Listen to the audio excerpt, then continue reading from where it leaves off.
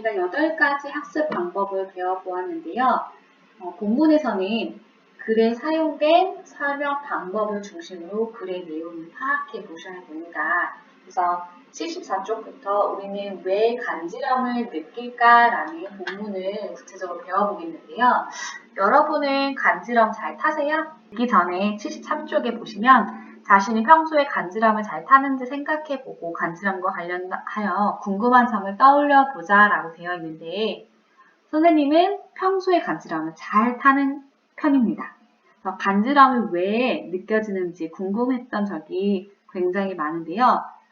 유독 겨드랑이나 옆구리, 발바닥 같은 부분에서 특히 더 간지럼을 잘 타기 때문에 그 이유도 궁금하였습니다.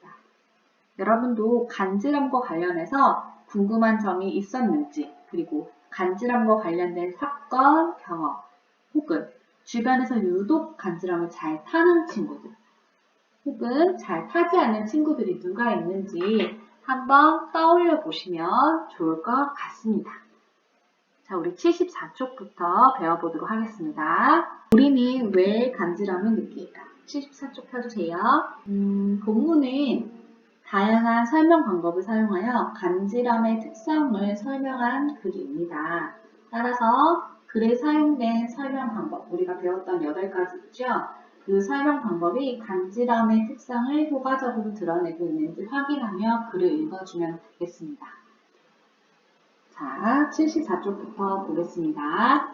우리는 왜 간지럼을 느낄까? 서동준. 엄마와 딸 사이에 형제끼리 그리고 사랑하는 사람끼리 서로 몸 여기저기를 손으로 간지리면 분위기가 화기애애해지곤 합니다. 그런데 좀 이상하지 않나요? 촉감이라는 자극만으로 사람이 웃는다는 사실 말입니다. 여기 촉감 나와 있습니다. 피부를 통해서 전해지는 느낌을 우리가 촉감이라고 하죠. 단순히 살살 만지기 때문에 웃는 것일까요? 그렇다면 왜 바람이 옆구리를 지나갈 때나 벌레가 팔 위를 기어가고 있을 때는 웃음이 나지 않는 것일까요? 손으로 간지리는 것보다 훨씬 가벼운 자극인데 말이지요. 사실 사람을 웃게 하는 간지럼은 아주 오래된 수수께끼입니다. 그럼 지금부터 이 수수께끼를 살펴볼까요? 라고 나와 있습니다. 자, 여기 그런 데서부터 보면요. 그런데 좀 이상하지 않나요? 여기서부터 벌레가 팔 위를 기어가고 있을 때는 웃음이 나지 않는 것일까요? 이 부분까지 계속 질문을 던지고 있습니다. 이상하지 않나요? 단순히 살살 만질 때문에 웃는 것일까요? 옆구리를 지나갈 때나 벌레가 팔 위를 기어가고 있을 때는 웃음이 나지 않는 것일까요? 라면서 지금 질문을 간지럼과 관련된 질문하여 궁금증을 유발하고 있습니다. 옆에다가 필기 좀 해보도록 할게요. 바로 치시고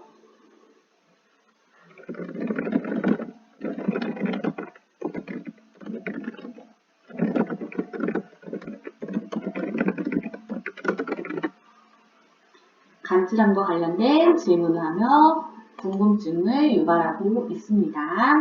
그래서 마지막, 사실 사람을 웃게 하는 간지럼은 아주 오래된 수수께끼입니다. 라고 해서 우리가 앞으로 다루어 볼 대상, 그리고 지금부터 이 수수께끼라고 하는 것의 대상이 간지럼이다라는 것을 알 수가 있습니다. 오래전부터 수수께끼였던 사람을 웃게 하는 간지럼에 대해서 앞으로 살펴볼 예정입니다. 라고 안내하고 있는 처음 부분이죠. 이해되셨죠? 근질근질 가려움, 키득키득 간지럼. 어떤 물체가 살에 닿아 가볍게 스치면 간지러운 느낌 때문에 가만히 있기 어렵지요. 이처럼 견디기 어렵게 간지러운 느낌은 두 가지로 나누어 볼 수 있습니다. 간지러운 느낌을 두 가지로 나누어서 우리 본다고 하였습니다. 여기에 쓰여진 설명 방법이 있겠죠. 한번 생각해 보세요. 하나는 외부 자극에 의한 가려움이고 또 다른 하나는 이 글에서 주의 깊게 살펴볼 웃음이 나는 간지럼입니다.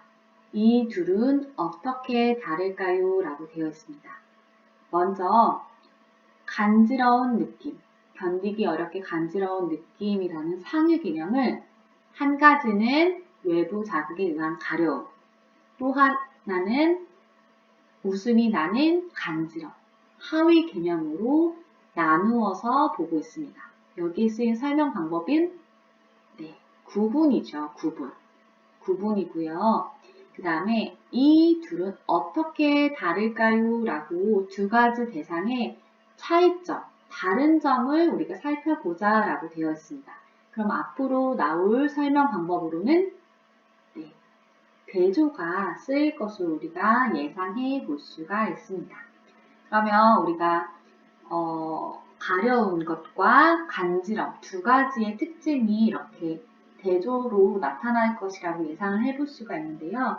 좀 더 구분을 우리가 잘 하기 위해서 쌤이 외부 자극에 의한 가려움은 이렇게 파란 색깔을 칠해 보도록 할 거고요.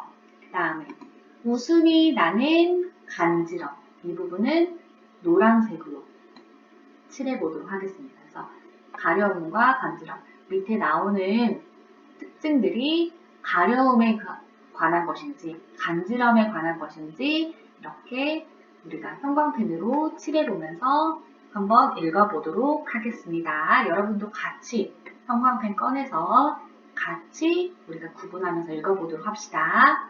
먼저 외부 자극에 의한 가려움을 살펴보겠습니다.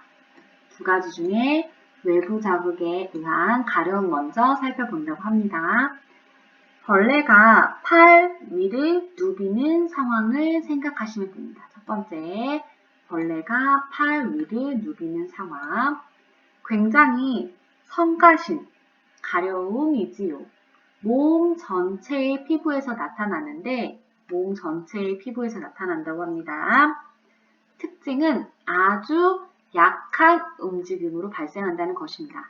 약한 움직임으로 발생한다고 합니다. 이것이 느껴지면 벅벅 긁거나 문지르고 싶어지지요. 벅벅 긁거나 문지르고 싶어집니다. 맞죠, 여러분? 벌레, 모기라든지 여름철에 모기나 이렇게 파리 같은 게 내 팔 위를 누빈다고 생각해 보세요. 굉장히 약한 움직임에도 불구하고 우리는 다른 손으로 벅벅 긁거나 문지르고 싶어지지요. 그러한 가려움을 생각해 보시면 됩니다. 가려움은 연구가 많이 진행됐습니다. 연구도 많이 진행됐다고 합니다. 아토피 피부염, 두드러기 등 가려움과 관련된 피부 질환이 많고 가려움과 관련된 아토피 피부염, 두드러기 그런 피부 질환이 많다고 합니다.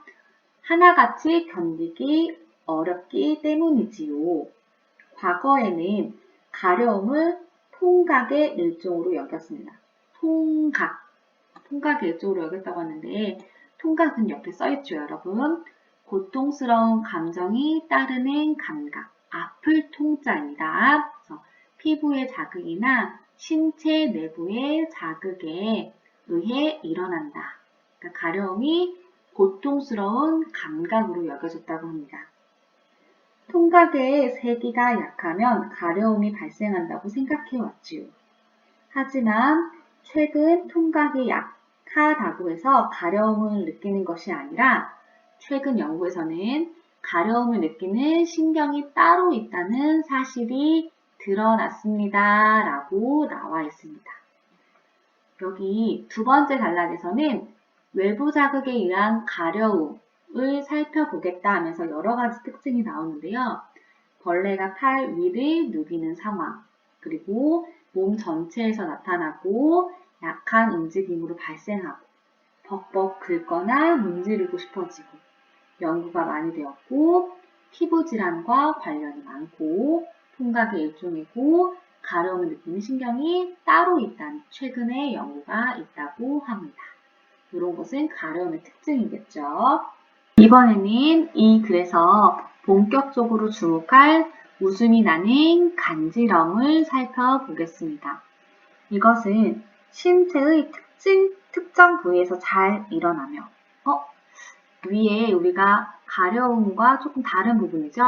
가려움에서는 몸 전체의 피부에서 나타난다고 했는데 간지럼은 신체의 특정 부위에서 잘 일어난다고 합니다.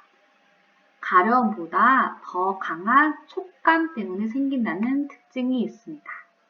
더 강한 촉감이라고 합니다.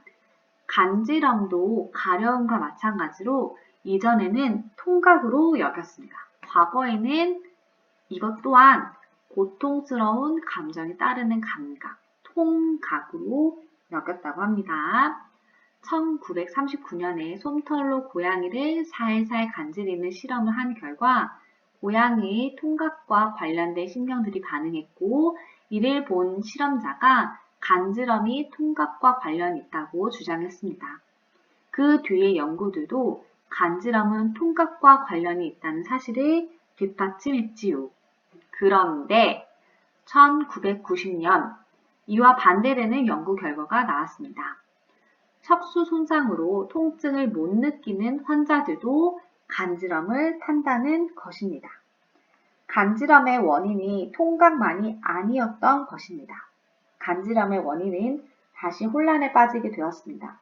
현재는 촉각과 통각의 혼합이 유력한 후보로 뽑히고 있으며 촉각과 통각의 혼합이 가장 유력한 후보로 뽑히고 있으며 압각, 피부 눌렀을 때, 누를 압자겠죠. 눌렀을 때 생기는 감각, 그리고 진동각, 흔들려서 움직이는 자극을 받아들여 감각, 진동각 등 여러 감각과의 연관성이 제시되고 있습니다. 라고 해서 위에 단락과는 달리 밑에 웃음이 나는 간지럼의 특징들에 대해서 나오고 있습니다. 그래서 두 가지 가려움과 간지럼의 특징들이 나타나면서 대조가 나타나고 있죠. 각각의 특징들이.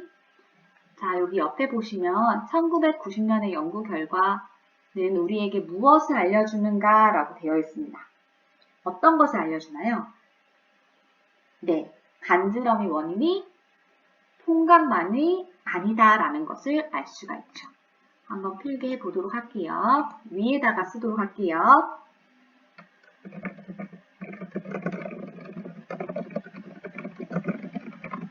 통각만이 아니라 촉각과 통각의 혼합 또는 압각과 진동각 여러 감각의 연관성이 제시되고 있다고 합니다.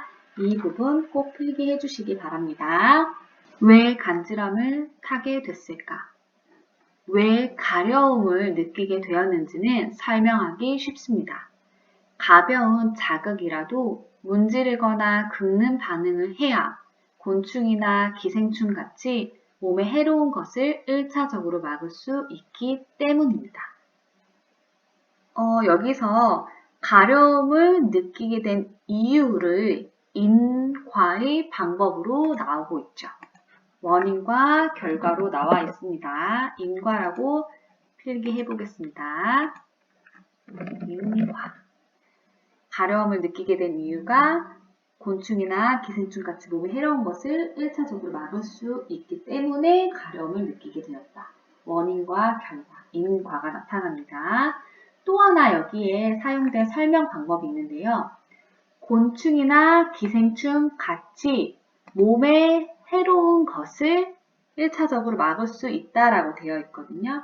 몸에 해로운 것을 구체적인 예로 곤충이나 기생충을 들고 있습니다.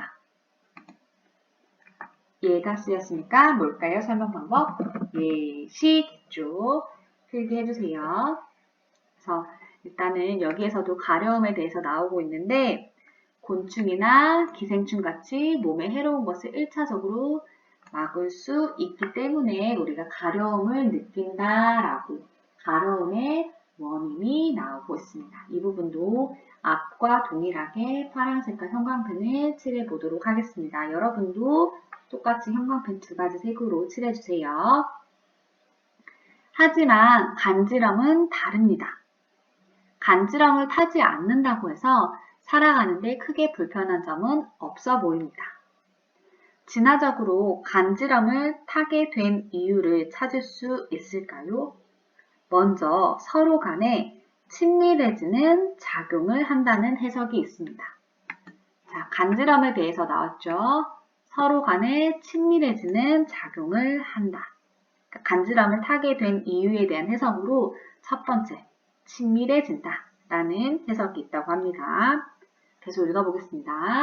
가벼운 접촉을 통해서 부모 자식 사이에 형제 간의 유대감을 증진한다는 것이지요. 그런데 왜 하필 고통스러운 방법으로 유대감을 증진해야 하는지 의문으로 남습니다. 그래서 두 번째로 등장한 해석이 방어 능력을 학습한다는 것입니다. 자, 간지럼을 타게 된 이유에 대한 해석 두 번째가 방어 능력을 학습한다는 것입니다. 우리가 쉽게 간지럼을 타는 신체 부위는 사람의 약점이기도 합니다. 신체 부위.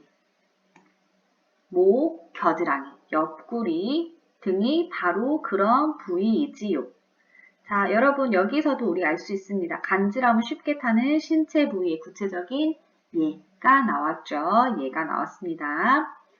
어릴 때부터 부모가 아이의 취약점을 가볍게 건드리면서 아이는 자연스럽게 자신의 신체 중 어디가 약한지를 알고 방어하는 방법을 깨닫게 된다는 것입니다.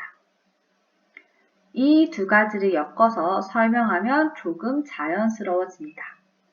한 심리학 교수는 간지럼을 태우면서 서로 유대감을 끈끈하게 하는 동시에 취약한 부분의 방어를 학습하게 하는 것으로 간지럼의 진화를 설명했습니다.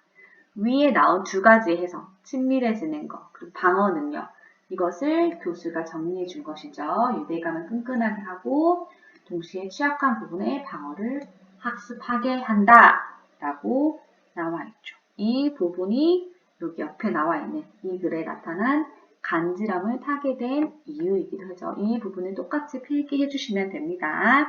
그래서 왜 간지럼을 타게 됐을까? 이 단락에서는 간지럼을 타게 된 이유에 대해서 나타나고 있습니다.